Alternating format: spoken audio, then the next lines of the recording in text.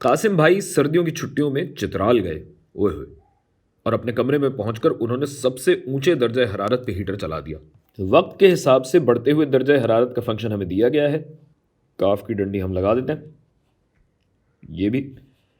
अच्छा जी, अब सवाल यह है कि कमरे में दाखिल होते वक्त दर्जा हरारत कितना था, यानी दरवाज़ा खुला है तो उस वक्त कितना दर्जा हरारत था। देखें भाई, जब हीटर चला है तभी दर्जा हरारत बढ़ना शुरू हुआ है, जिसकी वजह से हमारे पास ये फंक्शन आया है।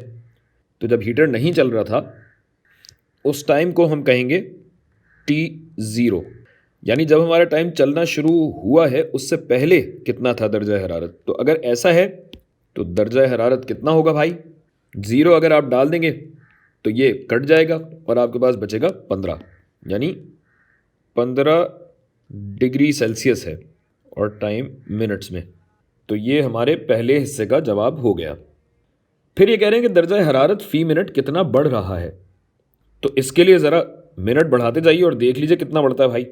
अगर जब 1 मिनट गुजरता है तो क्या होगा भाई, 15 जमा 0.4 ज़रब 1 यानी 0.4 ही होगा, और 15 जमा 0.4 कितना होता है, जाहिर है 15.4 होगा।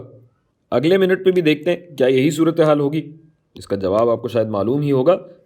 0.4 को 2 से अगर ज़रब दें आप तो ये बन जाएगा 0.8, और 15 जमा 0.8 ये हो गया 15.8।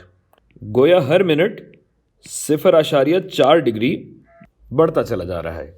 अच्छा, इतना बड़ा काम शायद करने की ज़रूरत भी नहीं थी। आप देख सकते हैं कि अगर यहाँ ग्रेडियंट ढलान 0.4 है तो इसका मतलब यही है ना कि भाई y में तब्दीली x में तब्दीली के एतबार से कितनी होगी, तो ये है 0.4।